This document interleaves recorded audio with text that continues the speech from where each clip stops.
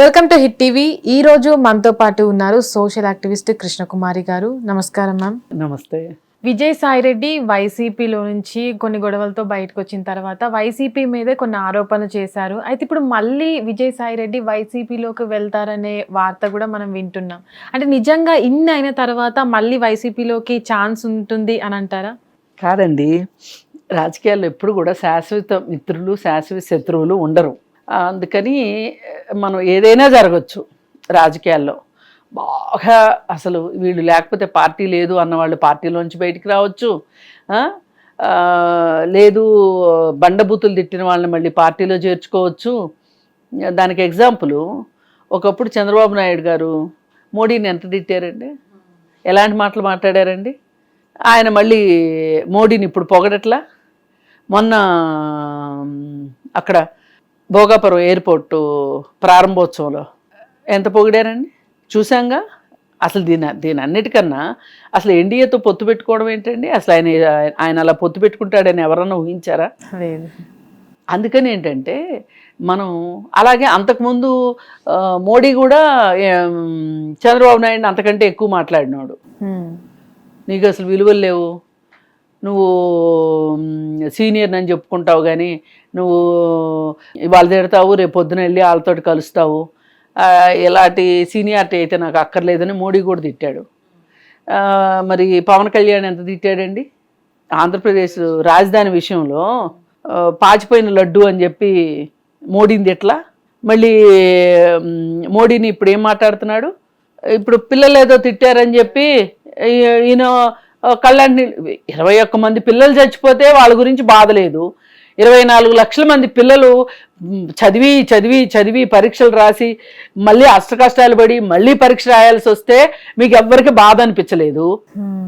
మీకు ఇప్పుడు తెలుస్తుందంటే మీరు గెలిచిన తర్వాత కష్టపడి ఎలక్షన్స్లో కష్టపడి ఎలక్షన్ అయిపోయిన తర్వాత రిజల్ట్ ఇచ్చాక ఈ ఎన్నిక రద్దు చేస్తున్నామంటే తెలిసి వస్తుంది. అప్పుడు వేస్తారు కేసులు, అప్పుడు మీకు తెలిసి వస్తుంది ఆ బాధ ఏంటో. పిల్లల బాధ మీకు అర్థం కాలా. పిల్లల్ని ఆ విధంగా కొట్టిన దానికి బాధ అనిపించలా, పిల్లలు అన్నదానికి ఈయనకి ఏడుపు వచ్చేసిందంట. అందుకని ఇప్పుడు ఇవన్నీ మనం చూసాం. ఇప్పుడు చరిత్ర అంటే తప్పు రాశారు అనుకోవచ్చు, ఇవన్నీ మనం చూసినాయేగా.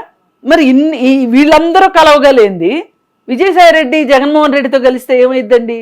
పైగా నేను ఇంకోటి కూడా చెప్తా, అసలు విజయసాయిరెడ్డి నిజంగా వెళ్ళాడా, ఇదంతా ఒక డ్రామానా? అయి ఉండొచ్చు అంటారా? ఖచ్చితంగా డ్రామానే.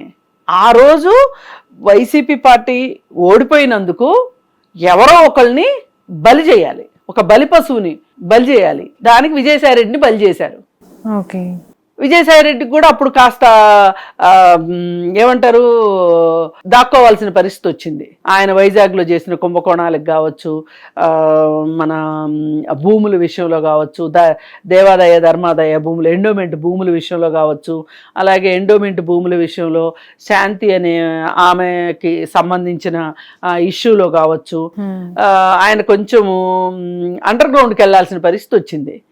ఆ పార్టీలోనే ఉంటే మీకు ఇంకా సిగ్గులేదా? 11 సీట్లే వస్తే కూడా ఇట్లాంటి వాళ్ళందరినీ మీ పార్టీలో పెట్టుకున్నారు అని చెప్పి జనాలు ఎక్కడ అనుకుంటారో అని చెప్పి జగన్మోహన్ రెడ్డి ఈయన బయటికి పంపించి కొన్ని రోజులు కాస్త మళ్ళీ సర్దుమణిగిన తర్వాత దీన్ని ఎట్లా పోల్చొచ్చు అంటే, ఇప్పుడు కుటుంబ పెద్ద అప్పులు చేస్తాడు, అప్పులు చేస్తే వాళ్ళ ఇంటికి అప్పులోళ్ళు వెళ్తారు. వెళ్ళినప్పుడు ఈ అప్పులోళ్ళ ముందు వాళ్ళిద్దరు పోట్లాడుకుంటుంటారు. అప్పుడు వీళ్ళు డబ్బులు అడగరు, బయటకు వచ్చేస్తారు. అలాగే కొన్ని రోజులు ఆయన కనిపించకుండా వెళ్ళిపోతాడు. ఆమె ఏమంటది, ఆయనే లేడండి నేనేం చేయనండి అంటది. వీళ్ళు పాపం గాంధీ గారి ఖాతాలో వేసాంలే అనుకుంటారు, వచ్చేస్తారు. వచ్చేసిన తర్వాత అన్నీ సర్దుమడిగిన తర్వాత మళ్ళీ వెనక్కి వస్తారు. నాకు ఇంతకంటే గొప్ప స్టోరీ కనిపించట్లా. ఇప్పుడు ఈ బోర్గడ్డ అనిల్ మాట్లాడుతున్నాడు కదా, ఎవరి గురించి మాట్లాడుతున్నాడు? జగన్ గురించి ఒక్క మాట మాట్లాడట్లా. నన్ను వాడుకుంది వైసీపీ పార్టీ అనేమి అనట్లా, అంతా సజ్జల రామకృష్ణారెడ్డి మీద మాట్లాడుతున్నాడు. నేను జగన్మోహన్ రెడ్డికి ఎంత దగ్గరో తెలుసు, నేనెంత కావాల్సిన వాడు, నన్ను ఎవరు ఆపరు. పులివెందులలో కావచ్చు, హైదరాబాద్లో కావచ్చు, అమరావతిలో కావచ్చు, ఇంకా ఆయన మొత్తం చిట్టా ఇప్పలా, ఆయన ప్యాలెస్లు చిట్టా ఇప్పలా, ఎక్కడికి వెళ్ళినా నాకు తిరుగులేదు. అట్లాంటిది నన్ను పార్టీ ఆఫీసులోకి రమ్మని నువ్వెవరు నాకు తెలియదు అని అన్నారు. ఆ చెప్పే విధానంలో ఎంత డ్రామా ఆడుతున్నాడో అర్థమైపోతుంది బోరుగడ్డ అనిల్. నువ్వెవరు అన్నాడంట ఫస్ట్, తర్వాత మర్చిపోయాను అన్నాడంట. ఇది సాధ్యమా అండి? అసలు బోరుగడ్డ అనిల్ లాంటి వాడిని మర్చిపోతారా ఎవరన్నా? మీరు నేనే మర్చిపోలే, సజ్జల రామకృష్ణారెడ్డి గారు ఎట్లా మర్చిపోతారండి? ఇప్పుడు ఏంటి అంటే ఓ టాపిక్ కావాలి వైసీపీ పార్టీ గురించి. ఇప్పుడు వీళ్ళు ప్రజా ఉద్యమాలు చేయరు, జనాలకు అవసరమైన దాని గురించి మాట్లాడరు, అసెంబ్లీకి వెళ్ళరు, అసెంబ్లీలో మాట్లాడరు, జనాల్లోకి రారు, వస్తే కూడా అదొక తతంగంలాగా చేస్తారు. ఇన్ని చేసేసి ఇప్పుడు వార్తల్లో ఉండటం ఎట్లా? అందుకే ఇప్పుడు బోరుగడ్డ అనిల్ని పట్టుకొచ్చారు. ఒకరి తర్వాత ఒకరు. అది ఇది కాదంటే సీదిరప్పలరాజు కొడుకు అందరితో పాటు ఈయన కూడా తిట్టాడు అనుకోండి, దానికి పెద్ద విలువ రాదు. జనాల దృష్టిలోకి వెళ్ళాలి అంటే ఏమంటున్నాడు, చిన్నపిల్లోడు ఏదో చేశాడు, ఇంకొక అతను ఉంటాడు స్పీకర్గా చేశాడు, తమ్మినేని సీతారాం విషయం చూసాం. చేసింది ఎంత తప్పండి? బతికున్న వాళ్ళు చచ్చిపోయినట్లుగా డెత్ సర్టిఫికెట్లు పుట్టించి ఆ ఆస్తులు కొట్టేసే విషయం ఏముందండి? రాజకీయాలు మాత్రం చేయరా అన్నట్టు. ఇక అందరూ తనకు సంబంధించిన వాళ్ళు తప్పే చేయరు, తప్పు చేసినా నేను అన్ను తప్పని. ఆ విధంగా ఆయన మాట్లాడేటప్పుడు ఇవన్నీ ఏంటి అంటే, ఇప్పుడు ఆయన అలా మాట్లాడబట్టే కదా మనం ఎంత మాట్లాడుకుంటున్నాం. అందుకని పబ్లిక్ని అటెన్షన్లో పెట్టడానికి, ఇప్పుడు తల్లి పట్టించుకోవట్లేదు అనుకోండి, పిల్లలు ఏడుస్తారు కదా, ఏడిస్తే అమ్మో బిడ్డ ఏడుస్తున్నాడు ఏంటి, ఏం అవసరమైంది అని తల్లి వస్తుంది.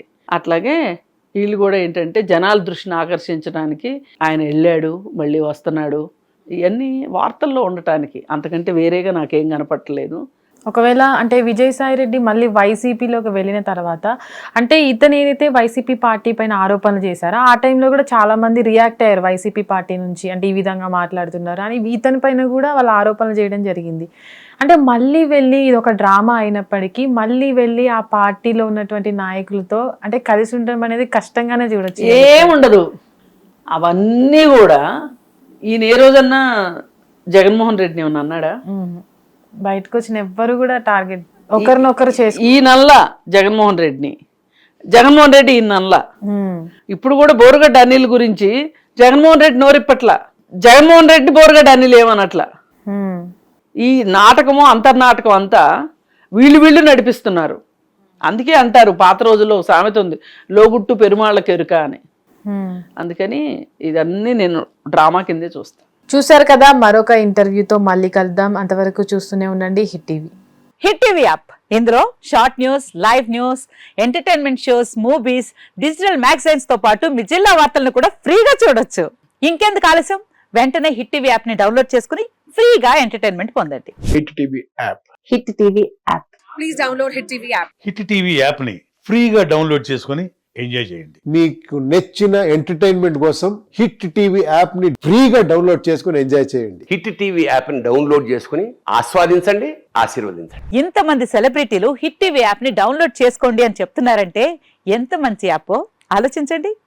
అమెరికా అమెరికా అమెరికా అమెరికాలో చదవాలనుకునే వాళ్ళకి విశ్వసనీయమైన పేరు మన శౌర్య కన్సల్టెన్సీ. UK లో 1 year masters, UK లో 1 year masters, 2 years work permit up to 5 years visa. Contact Saurya Consultancy. Contact 89851 89851.